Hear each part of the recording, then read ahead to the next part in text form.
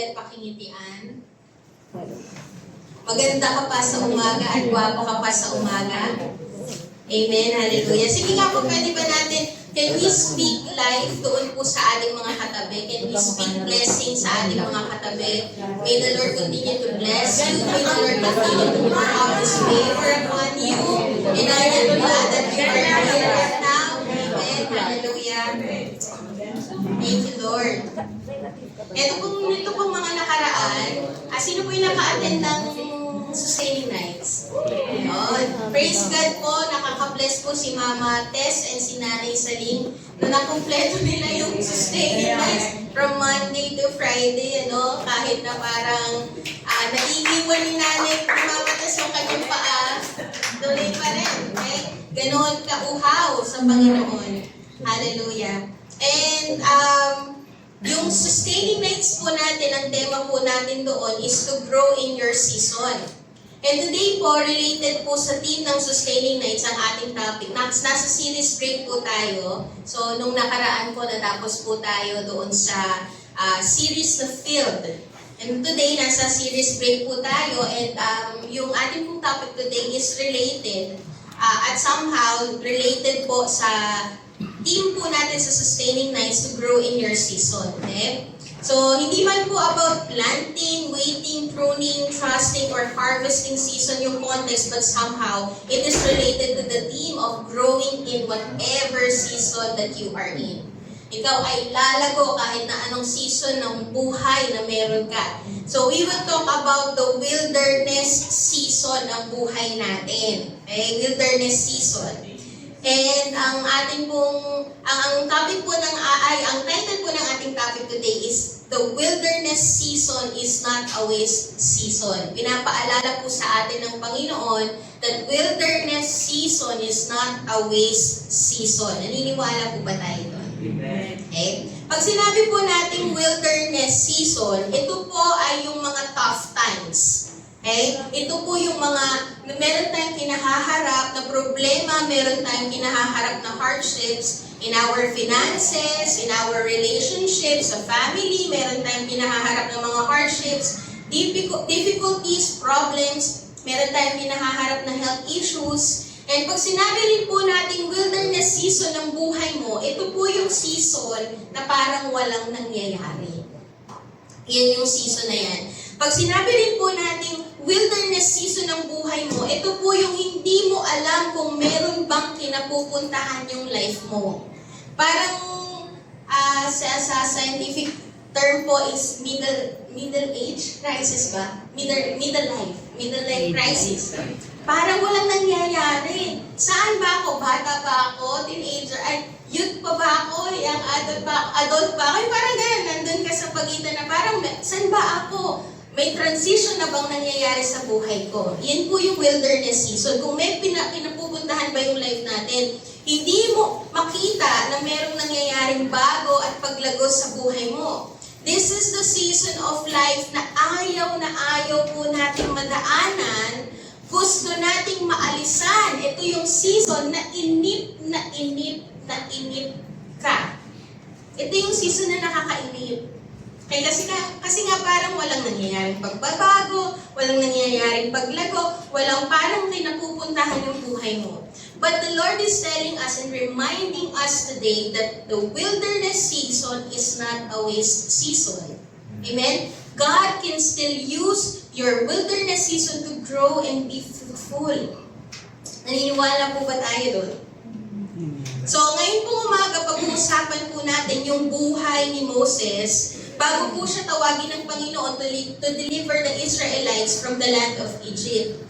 Okay? And in Moses' life po, we can learn how to grow and be fruitful in our wilderness season. Kasi bago po tawagin ng Panginoon si Moses, siya po ay nagmula sa wilderness. Siya po ay nagmula sa Midian. Okay?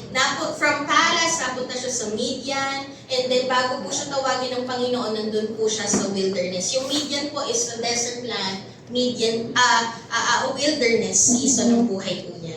So, bibigyan lang po natin ang background ng ang buhay po ni Moses bago po tayo pumasok doon sa babasahin po nating passage.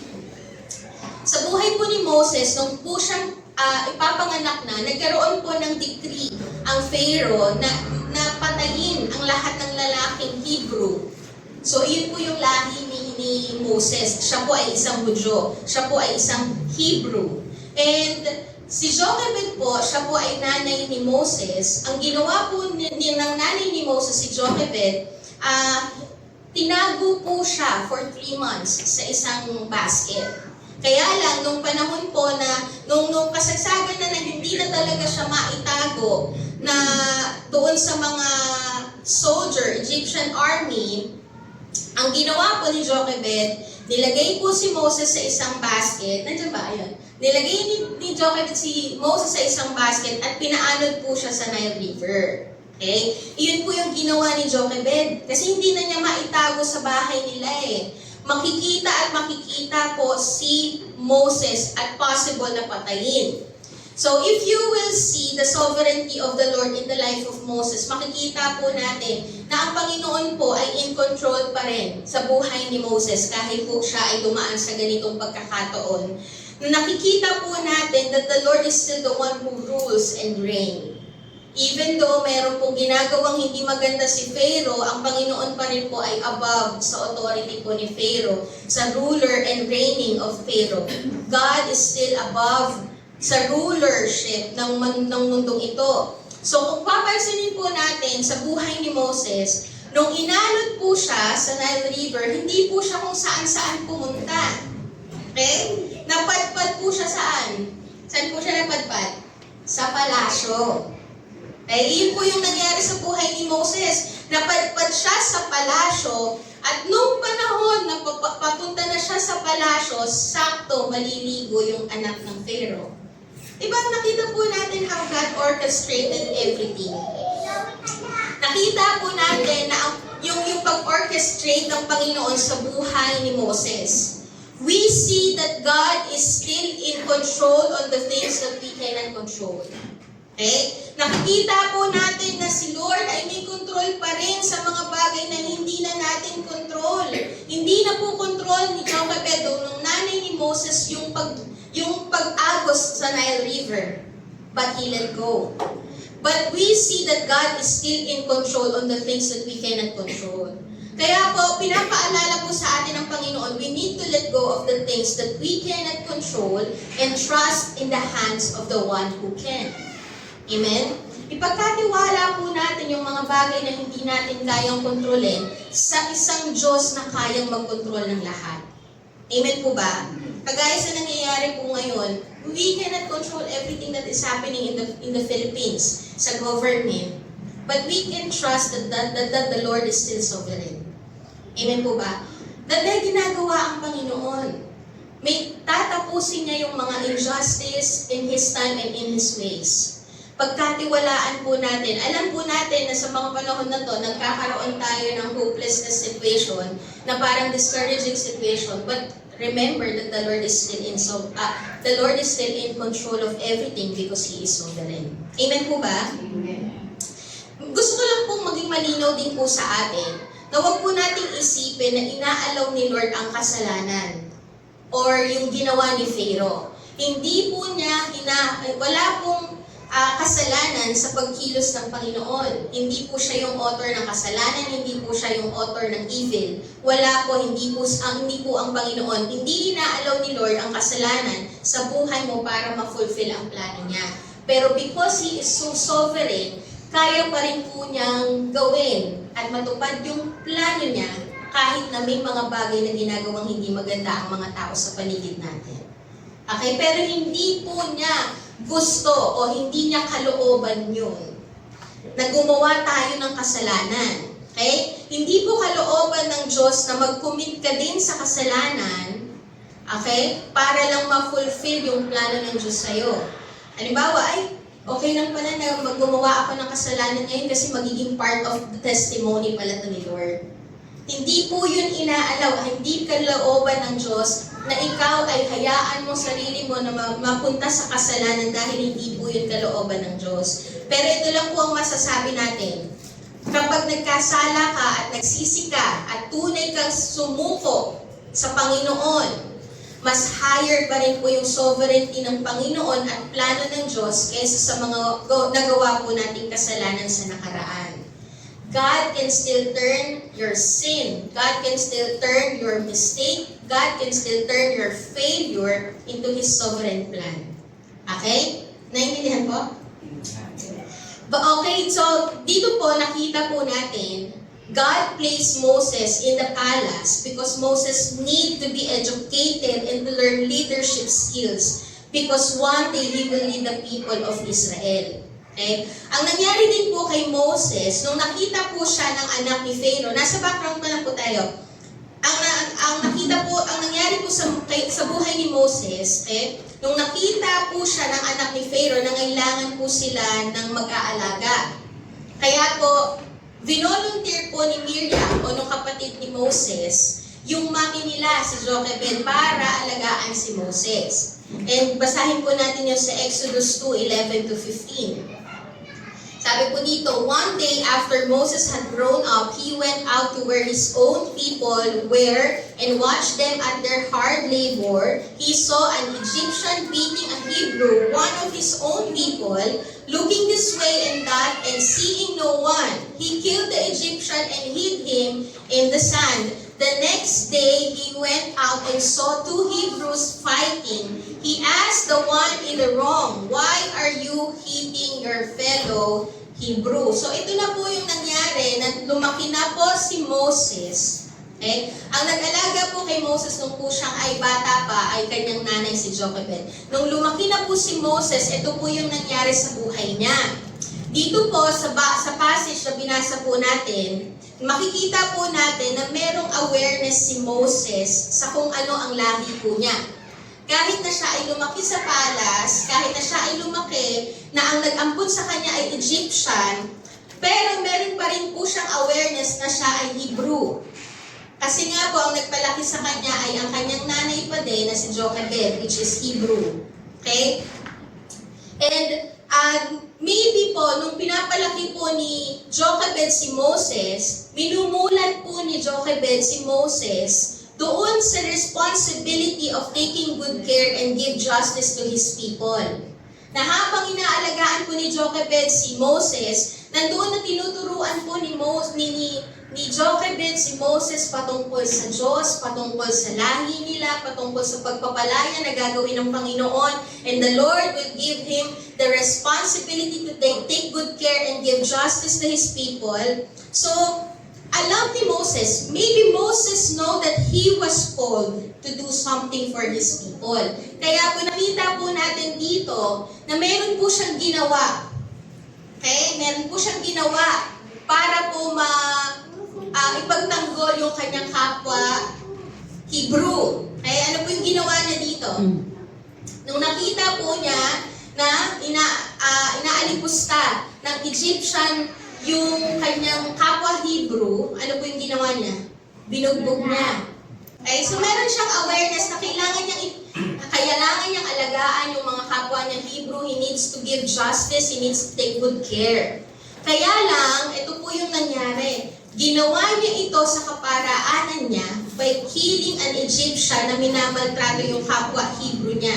Okay? And then nung 14 po, sa verse 14, sabi po dito, the man said, "Who made you ruler and judge over us? Are you thinking of killing me as you killed the Egyptian?" Then Moses was afraid and thought, "What I did must have become known." When Pharaoh heard of this, he tried to kill Moses, but Moses fled from Pharaoh and went to live in Midian, where he sat down by a well. So, dahil po dito sa pangyayaring ito, hindi na po nanatili si Moses sa palace. Siya po ay pumunta na saan? Sa Midian, which is the desert place, which is the wilderness. Okay? Because of what happened, iniwan po ni Moses yung Egypt and went to Midian. He left the palace season and went to wilderness season. Nagkaroon ng transition ng kanyang buhay. From comfortable place, comfortable season ng buhay niya, napunta po siya doon sa wilderness na hindi siya makukomportable. Okay? Maybe Moses is thinking, paano niya magagampanan yung purpose niya to take good care and give justice to his fellow believer or his fellow Hebrew people if he is in the wilderness? Paano mangyayari na yung pagkatawag ko ay magagampanan ko kung malayo ako sa mga taong ililigtas ko? Nasa wilderness ako, nasa desert place ako. Okay? Paano ako makakapagpatapos ng anak kung pangit kung hindi maganda ang aking sahod? Di ba? Wilderness yun eh. From palace na ang ganda ng sahod, biglang napunta ka sa hindi maganda ang sahod. Ang sabi ng Panginoon, patatapusin ko ang anak mo. Paano, Lord? Nilagay mo ako sa transition na hindi maganda ang sahod ko. Di ba? Wilderness, may transition na nangyari sa buhay. Again, yung wilderness po, may seems na walang nangyayari. Iyon po yung wilderness. Kapag sinabi nating wilderness, ito yung parang season ng buhay mo na walang pinapupuntahan yung life mo, walang nangyayaring bago, walang nangyayaring paglago. Yung wilderness is yung season ng buhay mo na hindi mo alam kung saan ka nga ba talaga tinatawag ni Lord. Yun yung wilderness. Yung hindi maging clear sa'yo yung higher purpose mo. But remember, again, the Lord is telling us, remember that wilderness season is not a waste season. God can still use your wilderness season to grow and be fruitful and experience God more. Gagamitin po ng Panginoon ang season na yan para mas lumalim ka sa Panginoon, ma-experience mo pa ang Panginoon in a deeper way. Okay? So ngayon, ano nga po ba ang dapat po natin gawin para ma-experience pa ang Panginoon sa wilderness season natin? Ano yung dapat natin gawin para mas ma-maximize natin yung wilderness season? Yung mga bagay na parang walang nangyayari, paano tayo magre-respond? Yung mga bagay na parang walang kinapupuntahan ng buhay natin, paano tayo mamumuhay at paano natin siya titignan? Okay? Unang-unang bagay po is the word surrender. I know na lagi nating naririnig to sa pulpito, surrender. Pero ito po yung lagi talagang dapat nating ginagawa. Kasi sa buhay ng isang mananampalataya, it is a daily walk of surrender talaga. Amen? It is a daily walk of surrender. You need to let go of the things that hinders you to grow. Si Moses po, nilet go niya yung Egypt. Nilet go niya yung palace. Nilet go po niya yung comfort niya and went to Midian. He went to the wilderness season. He went to the season na hindi komportable. Kasi lagi po dapat nating tandaan na para marating mo talaga ang nais ng Diyos sa'yo, kailangan mo na merong isuko. Amen? Para marating mo yung nais ng Diyos sa'yo, kailangan mo talaga na meron kang isuko. Bitawan mo yung mga bagay na pumipigil sa'yo para marating mo yung pagkatawag ng Diyos. Bitawan mo. Pakisabi po sa katabi, bitawan mo na yan. Bitawan mo na yan kung ano man yung mga bagay na naghahadlang sa'yo para hindi mo marating yung pagkatawag mo. Ang Egypt po, it is a picture, okay? Ang Egypt po, it is a picture of power, prestige, position, and pleasure. Binitawan po lahat yun ni Moses. Binitawan ng Lord, binitawan ni Moses yung power, prestige, position, and pleasure kasi hindi po iyon ang kakailanganin niya sa kanyang pagkatawag. Ang kakailanganin niya ay presensya ng Diyos. Amen? Iyon po yung nais na mangyari ng Panginoon at nais na ma-realize ni Moses that power, hindi mo kayang gawin ang pagpapalaya sa bansang Israel sa pamamagitan lang ng power, prestige, position mo sa palace. Hindi iyan ang magiging basihan para ikaw ay magtagumpay sa calling mo. Ang basihan para maging matagumpay ka sa calling mo is yung presence ni Lord. Not the power, not the prestige, not the position, not the pleasure, but the presence of God. Inalis po ng Panginoon yung mga bagay na yun. Okay? You need to surrender those things para marating mo talaga kung saan ka tinawag ng Panginoon. Sabi po sa Hebrews 11:24-25, But Moses, when he had grown up, refused to be known as the son of Pharaoh's daughter. Ano po yung inalis niya? Ano yung inalis niya sa kanyang buhay? He refused to be known as the son of Pharaoh's daughter. He chose to be mistreated along with the people of God rather than to enjoy the fleeting pleasures of sin. He refused to be known as the son of Pharaoh's daughter po ang sabi dito. Because that is not his identity. Hindi po iyon yung identity niya at hindi po iyon yung magsaswak sa kanyang calling. Yung pagiging Pharaoh's daughter, hindi iyon. His identity is to be a child of God. Iyon yung identity niya. Inaalis po ng Panginoon yung mga bagay sa buhay mo na hindi swak sa calling mo. Okay? At kinuha po niya yung tunay niyang identity, and that identity is to be the child of God. Kung papansinin po natin, Moses is able to give up the prestige, the power, the position, and pleasures of sin. At nagawa po niya yon dahil nakita po niya kung ano ang mas importante. So wilderness season po, binubuksan ng Panginoon ang mga mata mo para mas makita mo kung ano ang importante. May mga bagay na inaalis po ang Panginoon sa atin para mas makita mo kung ano ang mas importante at iyon po ay ang presensya ng Diyos. Amen po ba? Nung nakaraan po, nung pandemic, alam ko po na i-share ko na po ito sa inyo. Ang nangyari po sa amin nung time ng pandemic, dahil po mahirap, parang nahirapan talaga ang lahat, no? Lahat po ng bagay sa amin nawala. Lahat. Sasakyan, bahay, business, mga gamit sa business, nawala po yun. Nawala talaga siya lahat. And doon po talaga ipinakita ng Panginoon, nung inalis po niya sa akin lahat, doon niya ipinakita na walang ibang magbibigay ng pagpapatibay sa buhay ko, kundi ang presensya lang niya. Hindi po yung mga bagay na meron ako. Hindi po yung mga material na bagay na meron kami. Pero gustong ipakita ng Panginoon na kapag nawala na yung lahat sa'yo, ang magsusustain sa'yo ay hindi yung mga bagay na yun, kundi ang presensya ko. Yun po yung ipinahayag sa akin ng Panginoon nung inalis niya talaga lahat. That na ang magsusustain sa buhay mo is not your business. Hindi identity ang sasakyan na mataas ang status mo dahil may sasakyan ka. Okay? Hindi po makaka-secure ng future dahil may business ka. Ipinakita po ng Panginoon sa akin na mawala man lahat ng mga bagay na yun, sustain ka pa rin kasi nasa presensya mo. Nasa loob ka ng presensya ko. Iyan po yung ipinakita sa akin ng Panginoon. At nung time po na yon, na nagtanong ako, Lord, bakit nawala sa amin tong lahat? Ano yung tinuturo mo sa akin?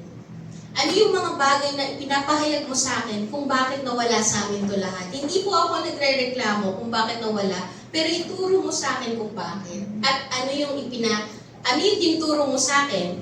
Doon po ako, ang devotion ko po that time is sa Numbers. At ito po yung ipinahayag sa akin ng Panginoon. Sa Numbers 18, verse 20. Sabi po ng Panginoon sa akin noon, and the Lord spake unto Aaron, doon na lang tayo sa ESV or NLT, Numbers 18:20.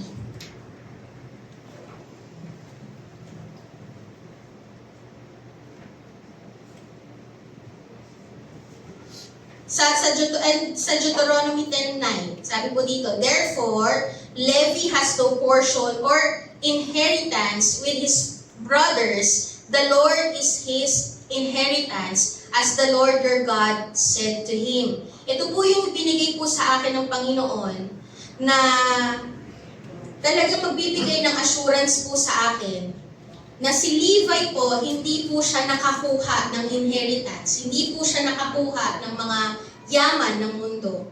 Kasi ipinahayag po ng Panginoon na ang yaman niya ay ang Diyos. Iyon po yung ibinahayag po sa akin ng Panginoon, na ang yaman ko ay ang Panginoon, na ang magsusustain sa akin ay ang Panginoon, na magagawa ko pa rin yung pagkatawag ko, hindi po dahil kung anong meron ako, kundi dahil nasa presensya ako ng Panginoon. Amen po ba? Amen. God can use the wilderness season to reveal your identity, your true identity, and His divine design for you. Iyon po yung gusto ng Panginoon. Kaya po, may pagkakataon na inaalaw ng Panginoon ang wilderness season because that season is the season to reveal your true identity and His divine design for you. Ano nga ba talaga ang identity mo? Ang status mo ba ay nakabase pa rin sa kung ano ang bank account mo? Ang status mo ba ay nakabase pa rin sa kung ano ang higher position mo sa work? Ang status mo ba ay nakabase pa rin sa kung ano ang meron ka? Okay? But your real identity is in Christ. And your design is the Lord. That His divine design for you is for you to serve Him. Iyon po yung gusto ng Panginoon. Alam niyo po, sa buhay po ni Moses, if hindi po siya inalis ng Lord sa palace, maybe he will still be after power, prestige, pleasures of this world. Magpapatuloy pa rin po siya na mamuhay sa identity ng mundo at hindi sa identity niya kay Kristo. Remember po, tandaan po natin that God is removing the things in your life that is not part of your design, identity, and calling. Inaalis po ng Panginoon yung mga bagay sa buhay mo na hindi saswak sa identity mo at sa calling mo at sa design ng Panginoon sa iyo. Sabi po sa Hebrews 11:26, He regarded this grace for the sake of Christ as of greater value than the treasures of Egypt. Nakita po niya na ang greater value niya ay ang Panginoon at hindi yung mga yaman sa Egypt. Binuksan po ng Panginoon ang kanyang mata na ang nakikita niyang greater value ng buhay niya ay hindi yung bagay na meron siya kundi si Kristo. Amen? Because He was looking ahead to His reward. Basahin po natin sa Tagalog. Sabi po dito, itinuring niyang higit na mahalaga ang pagtitiis sa hirap dahil sa Mesiyas. Na kahit na mahirap ang pinagdadaanan, as long as I am with the Lord, as long as I am in the Lord, it's more than enough. Okay na yon. Kaysa ang mga kayamanan ng Ehipto sapagkat nakatuon ang kanyang paningin sa mga gantimpala sa hinaharap. Naalala ko yung kanta, medyo old songs po to, secular song, sorry. Pero kung titignan po natin, dapat po ito ay para sa Panginoon. Yung ano sabi doon? I'd rather have bad times with you. Alam niyo yung kantang yun? Than good times with someone else. I'd rather be beside. I'd rather be beside you in the storm. That's safe and warm. Than Safe and warm. than safe and warm By myself. by myself. Yung sinabi doon, mas okay na mahirapan ako. Basta kasama kita. Kung titignan mo yung phrase na yun, dapat yung kay Lord eh. Hindi sa kung sinong lovers ng buhay mo. Kay Lord yun. Lord, ito yung sinabi ni Moses oh. Ito yung buhay ni Moses. Panginoon, mas okay nang mahirapan ako, basta kasama kita. Diba? Kaya kong magtiis at mas pipiliin ko ang magtiis sa wilderness kung nandito ang presence mo. Kesa naman nasa palas ako, wala ka naman doon. Diba? Iyon yung buhay ni Moses. Okay? Kasi alam po ni Moses na he didn't give up something for nothing, but he gave up something to gain something better. Alam ni Moses na kapag sinuko niya yung palas, meron po siyang mas higit na makukuha. At ano po yun? Presence ni Lord. Kaya kong i-give up, Lord, yung palas, basta ang mag-gain ko, ikaw. Yun din po yung sinasabi ni Paul. Kung titignan po natin kapag ikaw ay malalim sa Panginoon, ganun ang magiging puso mo. I'd rather have bad times with you. Lord, mas okay na ako na maranasan tong wilderness basta kasama kita sa wilderness na to. Amen? Kasi tandaan po natin, huwag kang matakot na magsuko sa Panginoon kasi hindi ka mawawalan. Amen po ba? Hindi ka mawawalan kapag may sinuko ka sa Panginoon. Sa idea ng mundo, kapag may give up ka, mawawalan ka. Pero kapag kay Lord, iba. Pag may sinuko ka sa paanan ng Panginoon, hindi ka mawawalan dahil papalitan ito ng Diyos ng mas higit at mas mahalaga. Amen? Hallelujah! Kapag ka po meron tayong sinurrender sa Lord, hindi po ibig sabihin nun mawawalan tayo. Kasi ang katotohanan, when you surrender something to the Lord, you will gain something better and greater. At yun po yung nakita po ni Moses, Lord, I will give up this palace because what I want is your presence. I am looking ahead to this reward, that my reward is you. Yun po yung nais ng puso ni Moses. At tandaan po natin, sa wilderness season, may inaalis talaga ang Panginoon. At kapag may inalis si Lord, ibig sabihin, hindi siya part ng design ng Diyos para sa iyo. Amen?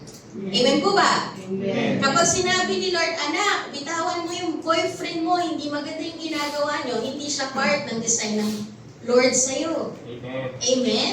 Amen. Amen po ba? Sa mga kabataan? Amen. Amen po. Okay?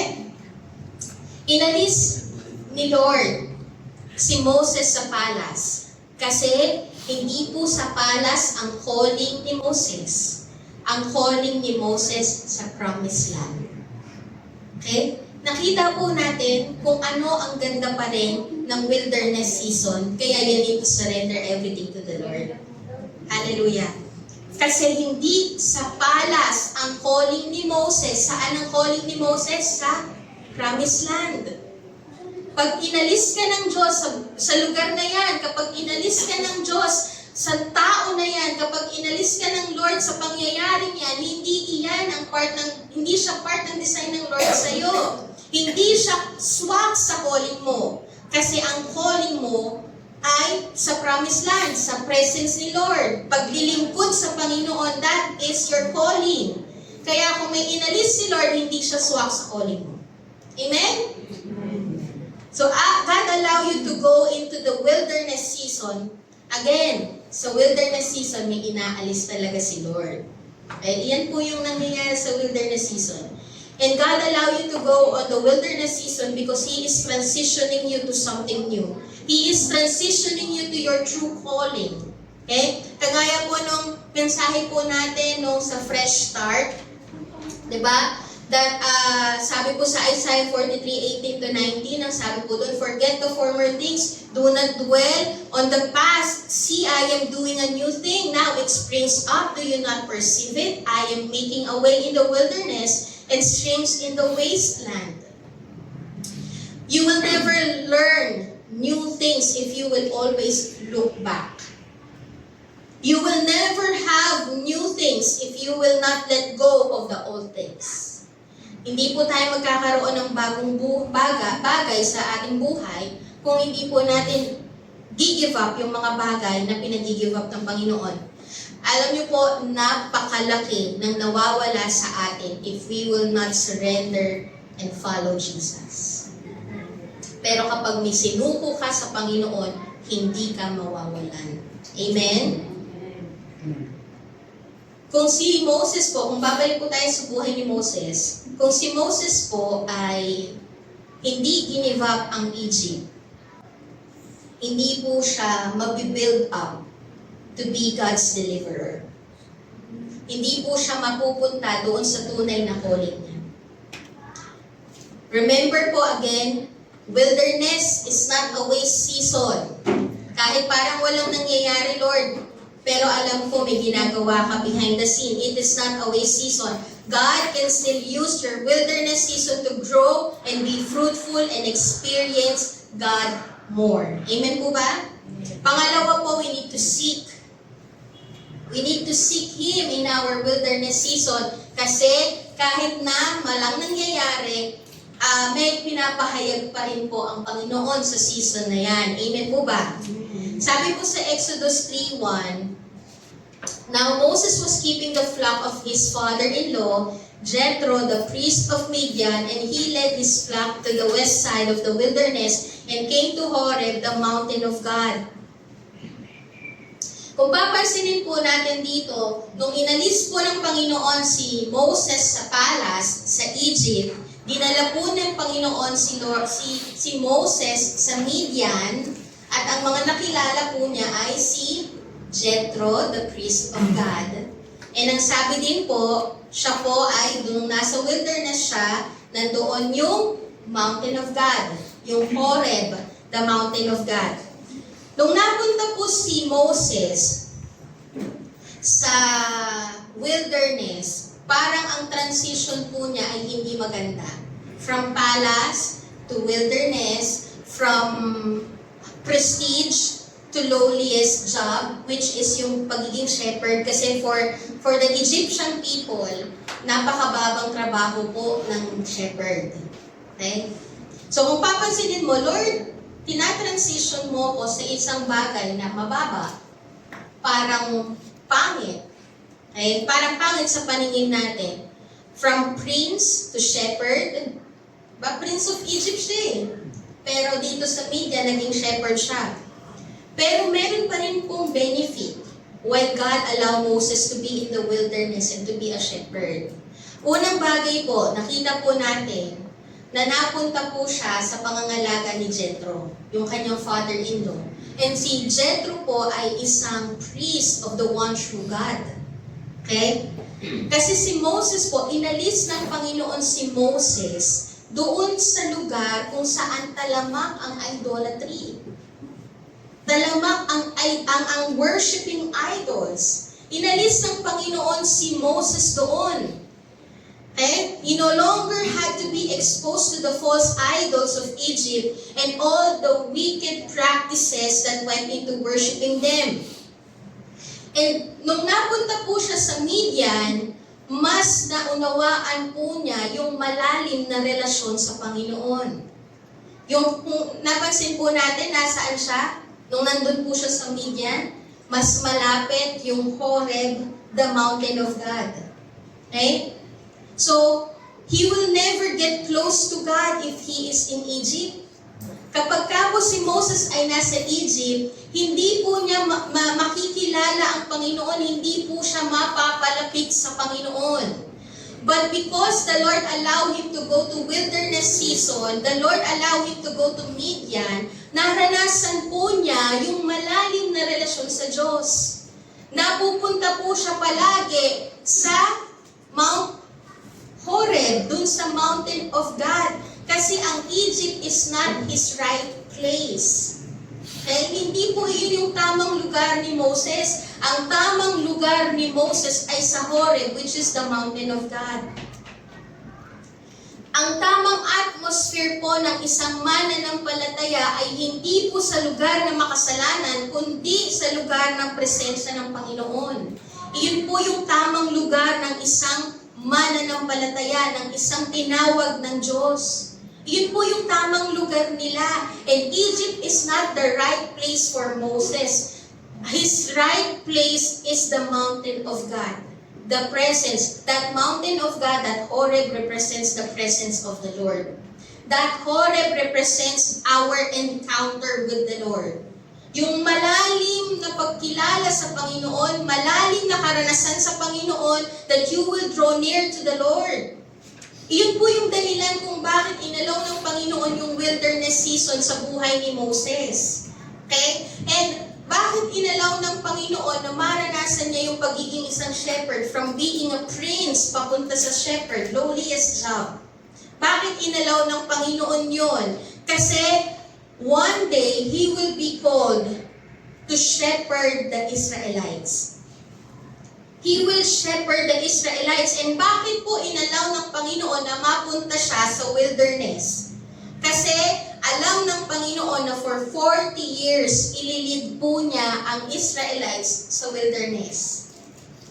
Mananatili po sila sa wilderness. So hinanda na ng Panginoon si Moses kung paano mamuhay sa wilderness. Bago pa po i-deliver ng Panginoon o i-lead ni Moses ang Israelites, hinanda na ni Lord si Moses kung paano mamuhay sa wilderness. Kasi yun yung matagal nilang pamamalagian. Naintindihan po? Nakuha po? So may purpose kung bakit ka nandyan. May purpose kung bakit ka hinayaan ng Panginoon to enter into your wilderness season. Because the wilderness is not a punishment but a process to grow if we will just learn to seek God on that season. Meron pa rin paglago sa wilderness season kung matututunan lang natin na hanapin ang Diyos sa wilderness season na yan. Na kahit na walang nangyayaring pagbabago, meron ka pa rin mararanasan na bagong revelation sa Panginoon at bagong karanasan sa Panginoon kung matututo lang po tayo na laging hanapin si Lord sa lugar na yan, sa season na yan. Kaya po palagi dapat natin itanong ang Panginoon, Lord, ano yung tinuturo mo sa akin? Diba? May tinuturo si Lord sa wilderness season mo na kakailanganin mo sa calling mo. Kung walang nangyayari, tanungin mo si Lord, Lord, ano yung tinuturo mo? Hindi ibig sabihin nun, walang nangyayari, aalisan mo.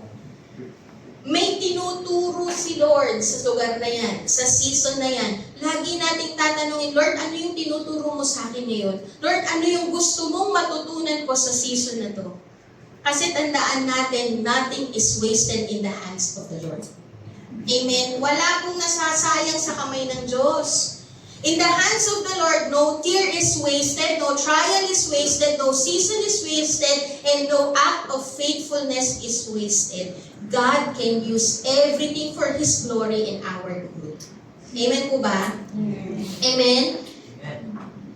Minsan, the Lord allows us to go to our wilderness season. Kasi ang wilderness season din po, ito po ay parang mabagal ang mga pangyayari. Pakita nga po natin yung picture. Ang wilderness season po, or dito sa lugar na to, ito po yung picture ng wilderness. Kapag ka po nasa wilderness ka, parang mabagal ang nangyayari. But you know what? Sa mga ganoong panahon na parang mabagal ang nangyayari, parang walang nangyayari, God is slowing us down. Inaalis po tayo ng Panginoon sa pagmamadali. Kasi ang tendency natin bilang isang tao, laging nagmamadali. Hindi pa pwedeng pumasok sa relasyon, pumapasok. Nagmamadali. Ano po? Minamadali ang answered prayer. Minamadali ang pagtugon ng Panginoon. Sabi ng Panginoon, sige, kalooban naman ng Panginoon na pumunta ka sa ibang bansa, pero minamadali mo, ginawan mo ng paraan, nandaya ka sa papeles. Minamadali natin palagi. Ano po? The Lord is putting us in a wilderness season para matutunan mo ang huwag magmadali. Yung parang minamadali mo ang lahat ng resulta ng buhay. Minamadali ang answered prayer, minamadali ang mga gustong mangyari sa buhay. Ano po? Kagaya po ni Moses. Diba si Moses, alam naman niya na may calling siya. Alam niya na may calling siya na iligtas ang kanyang kababayan sa kamay ng mga Ehipto. Pero ano po yung ginawa niya? Minadali niya yung bagay na yun. Minadali niya yung bagay na dapat inilagay niya sa timing ni Lord. Okay? Inilagay niya sa kamay niya yung bagay na dapat nasa kamay ng Diyos. God is allowing you to go through wilderness season so that you will learn not to hurry, not to force things, and to truly seek the will of the Lord, His timing and His ways. Iyan po yung dahilan kung bakit inaalaw ng Panginoon yung wilderness season natin para matuto kang maghintay. Matuto kang maghintay and to truly seek His timing, seek His ways, seek His will. Yun po yung nais ng Panginoon. Kasi again, lagi tayong nagmamadali. Gusto natin kapag may pinag-pray tayo, agad-agad sasagutin ni Lord. Kapag wala tayong nakikita na sagot o pagbabago sa nangyayari, shaken na agad ang faith. Kapag wala tayong nakikitang sagot, wala tayong nakikitang pagbabago sa nangyayari, ang dami na agad pumapasok sa isip natin ng mga negative things. Nagda-doubt na tayo agad, nagpapanik na tayo agad, nadidisappoint na tayo agad, nadidiscourage tayo agad, tapos titigilan mo ang maglingkod sa Panginoon. Ganoon ang laging tendency ng ng mga tao. Pagka walang nangyayari, walang sagot. But God is allowing you to go through wilderness season so that you will learn to truly seek the will of the Lord, to truly seek His timing, to truly seek His ways. Iyon po yung gusto ng Panginoon, hindi sa panahon mo, kundi sa panahon ng Diyos. Hindi sa paraan mo, kundi sa paraan ng Diyos. Paraan naman talaga ng Panginoon o kalooban naman talaga ng Panginoon na ikaw ay makapasok sa isang relationship, magkaroon ka ng asawa, kaya lang pinilit mo, mali ang kaparaanan mo. Diba? Para kagaya po ng kay Abraham. Pinilit nilang gawin yung kalooban ng Panginoon. Kalooban ng Panginoon na magkaroon sila ng anak, kaya lang pinilit nilang gawin sa kaparaanan nila. Diba? Ano po yung nangyari? Sinipingan ni Abraham yung kanyang, sino po? Si Hagar, yung kanyang maid. Kaya nagbunga ng hindi maganda. Kalooban naman na magkaanak, pero ang tanong, kaparaanan ba ng Diyos ang ginagawa natin para mangyari ang kalooban niya? May kalooban ng Panginoon, pero minsan nagkakamali tayo sa kaparaanan ng Diyos patungo sa kalooban. Kasi nga pinipilit. Pinipilit mangyari yung bagay na nasa timing naman dapat ng Lord. Pinipilit na mangyari yung bagay na dapat nasa kamay ng Diyos. Okay? Tinuturuan po tayo to learn, to really seek the Lord, to really seek the Lord's ways, to really seek the Lord's will. Tinuturuan po tayo ng Panginoon, tinuturuan tayo ng Lord to slow. Na talagang maghinay-hinay ka, hindi ibig sabihin na nanalangin ka ngayon, bukas sagot agad. Learn to wait. Na kapag hindi ka pa rin sinasagot ng Panginoon, huwag kang magpanik, huwag kang mag-doubt, huwag kang ma-disappoint, huwag kang ma-discourage. Learn to wait. You are in a season of wilderness. Pwede ko po bang tawagin ng worship team? And in the season of wilderness din po, dito po sa season ng wilderness, pwede po ba natin ulit ipakita yung picture? Sa season of wilderness po, ito po ay yung season na tahimik ang lahat. In the season, the season of silence. Yung inalis ka ng Panginoon sa lahat ng kabisihan ng buhay. Inalis ka ng Panginoon sa lahat ng mga worries ng buhay, concerns ng buhay. Dito po sa wilderness season, ito po ay season of silence. Na parang walang nangyayari, wala kang naririnig, or wala kang makitang sagot. Pero ito po yung season na kapag wala kang makitang sagot, na parang silent ang season mo, this is an invitation to go deeper. This is an invitation to seek His voice more. Ito po yung season na kung silent ang Panginoon, it is an invitation na mas hanapin mo pa ang tinig niya. Na mas ituon mo pa ang iyong tenga sa kung ano ang sinasabi ng Panginoon. In the wilderness season, God is removing the things in your life that can be a distraction, kaya hindi mo marinig ang tinig ng Diyos. Kung titignan po natin si Moses, inalis po siya ng Panginoon sa palas. Inalis ng Panginoon si Moses sa lahat ng distraction ng mundo. At nilagay po siya sa wilderness. Kasi gusto ng Panginoon, masolo si Moses. At mas matuon ni Moses ang kanyang paningin sa presensya ng Panginoon, sa Panginoon, makinig maigi si Moses sa Panginoon. Hindi ma-distract sa mga bagay dito sa mundo.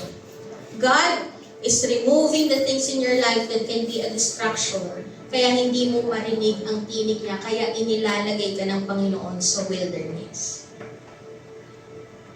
Kasi madalas po nating marinig si Lord sa season of silence. Kapag parang walang nangyayari, mas lalo tayo nagkakaroon ng desire, Lord, ano yung gusto mong ipahayag? Iyon po yung dapat na maging respond natin kapag parang walang nangyayari. Lord, ano yung gusto mong ipahayag? Lord, mas makikinig ako sa iyo. Mas hanapin natin ang boses ng Panginoon kapag parang tahimik ang nangyayari. Walang nangyayari. Season of wilderness is an invitation to be silent and seek the voice of God. An invitation to have alone time with God. Ang dami kasi natin pinagkakabisihan. Ang dami nating mga tinutuunan ng mga bagay-bagay, nakakalimutan natin makinig sa Panginoon, kaya nilalagay tayo sa wilderness season, yung tipong inaalis ng Lord lahat. I am not saying na masama po ang trabaho. I am not saying na masama po ang mga concerns natin sa buhay. I am not saying na masama po ang magbigay ng attention sa pamilya. Pero wag natin hayaan na because of those concerns, nakakalimutan natin makinig sa Panginoon. Wilderness season is an invitation of seeking God's voice. Intently seeking His voice. Wilderness is God's way of drawing us away from the destruction of this world and the busyness of life to capture our full attention and draw us closer to His presence. Alam niyo po, inaalaw ng Panginoon ang wilderness for you to learn that intimacy with God is much more important. Nilalagay po tayo ng Panginoon sa wilderness para makita po natin na ang mas mahalaga po ay yung intimacy natin sa Panginoon.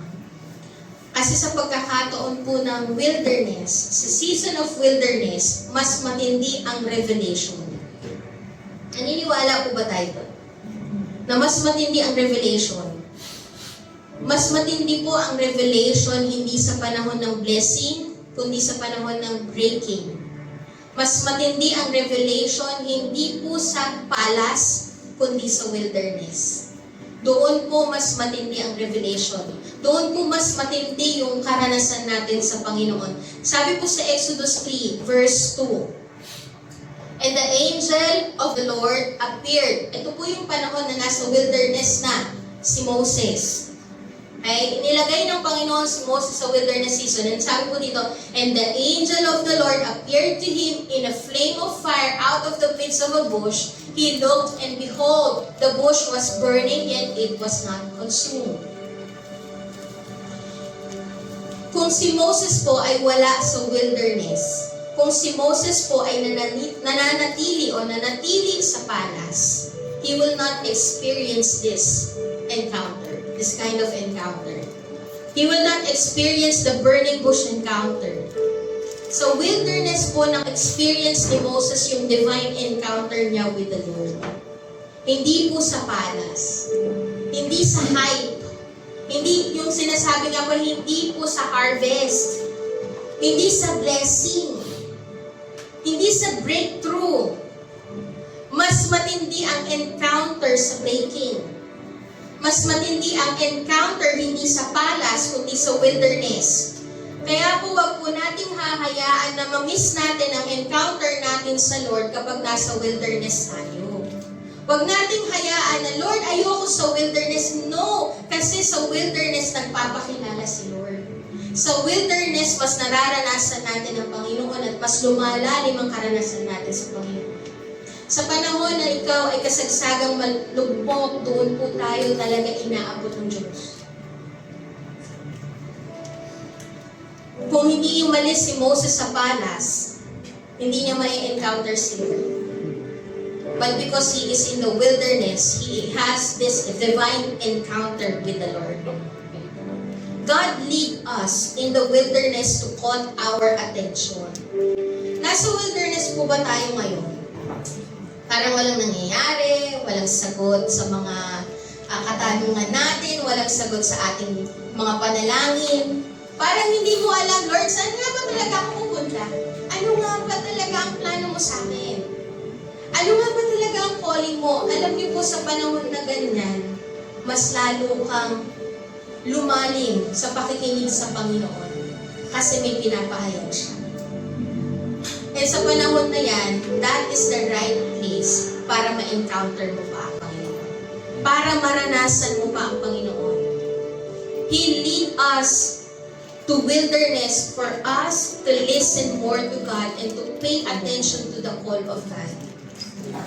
We may enjoy, next slide po, we may enjoy God on the mountaintops, but we get to know Him intimately in the wilderness. Yes, ma-enjoy natin yung blessing ng Panginoon, ma-enjoy natin yung pagpapala ng Panginoon, yung harvest natin, yung harvest season natin, and magpupuri tayo sa harvest season natin. Pero alam niyo po, mas magiging malalim ang pagkilala natin sa Panginoon sa panahon ng wilderness. We get to know Him intimately in the wilderness. Wilderness is not a punishment but a process to grow and be intimate with the Lord. Huwag po nating alisan yung season na hinahayaan ng Panginoon na puntahan natin. Kasi palaging may pinapahayag ang Lord. Palaging nagpapakilala ang Panginoon at mas mamamangha ka kasi panibagong pagpapakilala na naman ang gagawin ng Panginoon sa atin. Amen? Wilderness is not a punishment but a process to grow and be intimate with the Lord. Wilderness is a process for you to cling more unto God. Yung mga panahon na hindi mo alam ang nangyayari, yan po yung panahon na mas lalo ka dapat tumikit, umangkla, sumandig sa Panginoon. Wilderness is an opportunity to hear more from God. Amen? Pwede po ba tayong tumayo lahat? Sa panahon po ng wilderness, you need to surrender. You need to let go of the things that hinders you. Again, the Lord is reminding us, God is removing the things in your life that is not part of your design, identity, and calling. May mga bagay na inaalis ng Panginoon na hindi swak sa calling mo, hindi swak sa plano niya para sa iyo. Kapag may isinuko ka sa Panginoon o sa paanan ng Panginoon, tandaan natin, hindi ka mawawalan. Amen? Kapag may sinuko ka sa paanan ng Panginoon, hindi ka mawawalan dahil pinapalitan ito ng Diyos ng mas higit at mas mahalaga. Huwag po nating hayaan na malaki ang mamiss natin o malaki ang mawala sa atin kasi hindi tayo nag-umpisang sumunod sa Diyos. Hindi tayo nag-umpisang isuko ang ating buhay sa Lord. Kapag hindi po tayo sumuko sa Panginoon at hindi tayo sumunod sa Panginoon, mas malaki ang mawawala sa iyo. You need to seek Him in times of wilderness. Kasi ang wilderness is an opportunity for us to hear more from God. Wilderness is an opportunity for us to cling more to God. Wilderness is an opportunity for us to experience God in a deeper way. To have an encounter with the Lord, to have this burning bush encounter. Yung matinding karanasan sa Panginoon at matinding pagpapahayag ng Panginoon, mas nararanasan po natin yung matinding pagpapahayag ng Panginoon sa wilderness at hindi sa palace. At tandaan po natin na sa wilderness, kailangan nating isip ang Panginoon kasi may tinuturo po siya. Amen? You need to seek Him more. Hanapin natin ang boses niya. Hanapin natin ang presensya niya kasi may tinuturo si Lord sa wilderness season mo na kakailanganin mo sa calling mo. We need to learn to seek God and listen to what God is revealing to us. At sa panahon po na silent ang lahat, iyan po yung panahon na mas maririnig mo ang tinig ng Diyos. Again, let's remember, wilderness is not a waste season because nothing is wasted in the hands of the Lord. Amen? Naniniwala po ba tayo na walang sinasayang ang Panginoon sa buhay natin? In the hands of the Lord, no tear is wasted, no trial is wasted, no season is wasted, and no act of faithfulness is wasted. God can use everything for His glory and for our good. Hallelujah. Kanina po sa devotion po natin sa spiritual preparation sa mga leaders po, meron pong verse na sinabi po doon na kasama natin ang Diyos sa kahit na anuman pong pagsubok o kinaharap natin. Na tayo man ay dumaan sa apoy, hindi tayo matutupok, tayo man ay dumaan sa ilog, hindi tayo malulunod. And alam niyo po ba yung confidence natin sa bawat season ng buhay natin is not on the things that we have. Our confidence that we will overcome every season of life is because the presence of the Lord is with us. Kagaya po nung lagi ko pong sinasabi rin po sa inyo, sa atin pong lahat, na ang laging pangako po ng Panginoon is hindi yung bibigyan kita ng bagay na to para mapagtagumpayan mo yung hinaharap mo. Hindi po, sige, bibigyan kita ng kalakasan, bibigyan kita ng gift, bibigyan kita ng kailangan mo ng pera, bibigyan kita ng pera. Kailangan mo ng boyfriend, bibigyan kita ng boyfriend. Hindi po yun. Ang confidence po kung bakit po may confidence ang mga Bible characters, yung mga tinawag ng Panginoon, ang lagi pong sinasabi ng Panginoon, I will be with you. The confidence that they have, kaya na-overcome nila yung overwhelming situation na meron sila is because the presence of the Lord is with them. Sapat na po ang pagsama ng Diyos para magtagumpay ka. Lagi po natin tatandaan yun. Kasi may pagkakataon nakakalimutan natin siya eh. Na sapat na ang pagsama ng presensya ng Diyos para magtagumpay tayo sa kung anong season meron tayo ngayon. Planting season, waiting season, pruning season, in the valley season, in the wilderness season, 4 seasons, diba? Ano man yung season po natin. Magtatagumpay po tayo kasi ang presensya ng Diyos ay kasama natin. Hallelujah. The presence of God is more than enough to have confidence in whatever season that we have. Kagaya lang po ng makikita rin natin sa buhay ng mga mananampalataya sa Biblia, nakikita po nila na ang kasapatan po nila ay presensya ng Diyos. Panatag po sila. Lord, kahit na makakaranas ako ng suffering, as long as you are with me, I can overcome.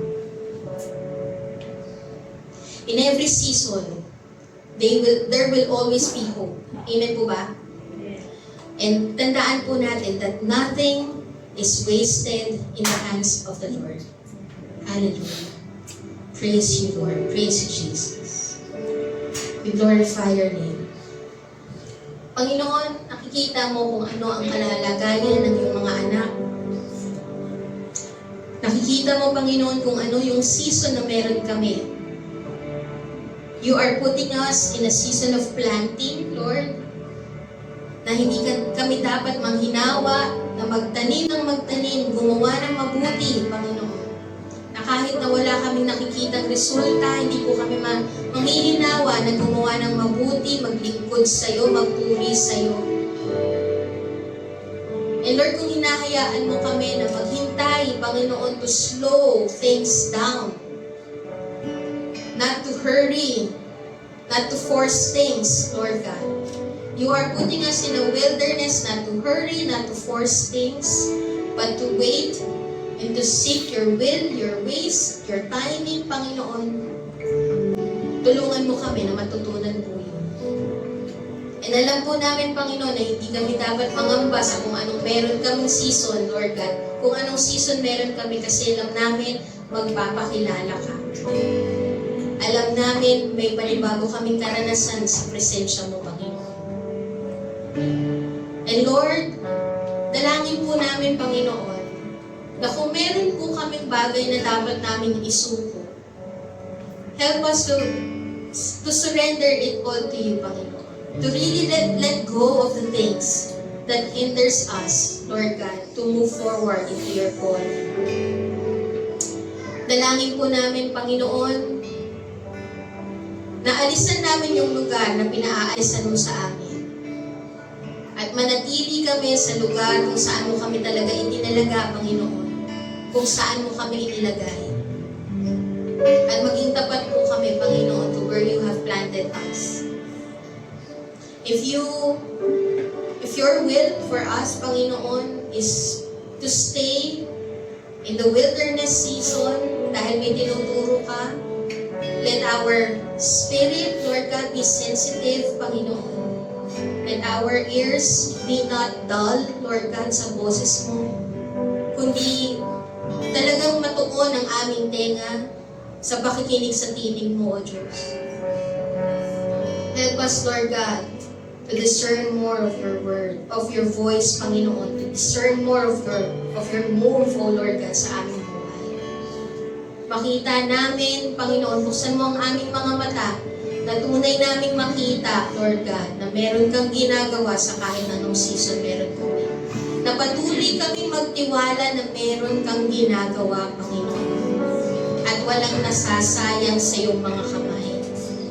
Meron mang panahon ng pag-iyak, Lord God. Meron mang panahon ng paghihirap. Meron mang panahon ng pagsubok, O Diyos.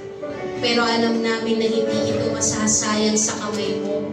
Dahil gagamitin mo ito for us to have a very good testimony that will give glory to your name, Panginoon.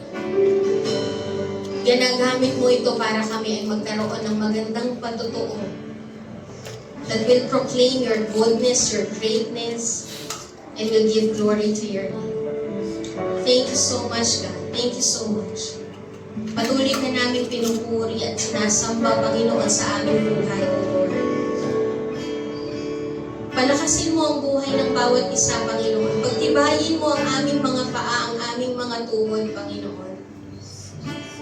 At sa mga panahon na kami ay sinusubok, sa mga panahon na parang walang nangyayari sa amin, sa paligid namin, parang walang nangyayari sa aming pamilya, parang walang nangyayari sa trabaho, parang walang nangyayari sa church, Panginoon.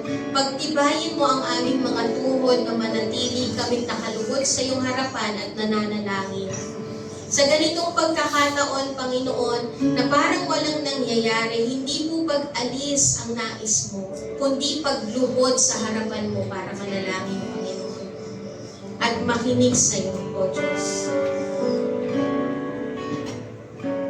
Lord, continue to guide our steps, O Lord God.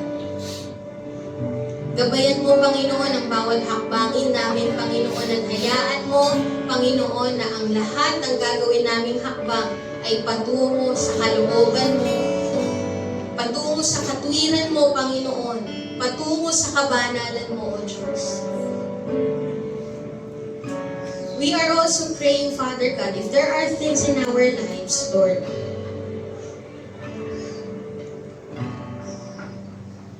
kung meron po sa buhay namin, Panginoon, that distracts us from listening to you, kung meron po sa buhay namin, Panginoon, that drifts us away from our calling, from our faith, Lord God, Lord, continue to cut it off, Panginoon. Remove all those things, Lord God. Yung nag-aalis sa aming attention sa iyo, Lord, alisin mo yun, Panginoon, sa aming buhay. Hayaan mo, Panginoon, na matuon namin ang aming paningin sa iyo, Lord God. Hayaan mo, Panginoon, na lagi kaming nakatingin sa iyo, Panginoon. To always fix our eyes on you, Lord Jesus Christ. To always set our mind on things above. Para ma-overpower, Panginoon, yung mga bagay na nangyayari sa aming paligid dahil naniniwala kami, nananampalataya kami, Panginoon, na meron kang ginagawa, Panginoon, and you will fulfill your promises, Lord God. And there will still be hope. Meron pong pag-asa sa bawat season na meron kami, Panginoon. Maraming salamat, maraming salamat. Ang pag-asa namin, ang kapahingahan namin, ang kagalakan namin, ang kapayapaan namin, Panginoon, ay matatagpuan lamang sa iyo. Kaya sa kahit anong season meron kami, mananatili po kami matibay, mananatili kaming panatag, Panginoon, mananatili kaming nagagalak, Panginoon, Dahil alam namin na kasama namin ang presensya mo. And your presence is more than enough, Lord God, for us to have confidence in whatever season that we have, Lord. Thank you so much. Patuloy ka namin pinupuri, sinasamba, dinadakila, Panginoon. Ikaw ay tapat na Diyos, O Lord. Wala kang katulad, Panginoon. Wala kang kapantay. Salamat po, Panginoon. Ito po ang aming samot panalangin sa tanging pangalan ni Jesus. Amen and amen. Hallelujah. Pwede po ba natin bigyan ng papuri ang Panginoon?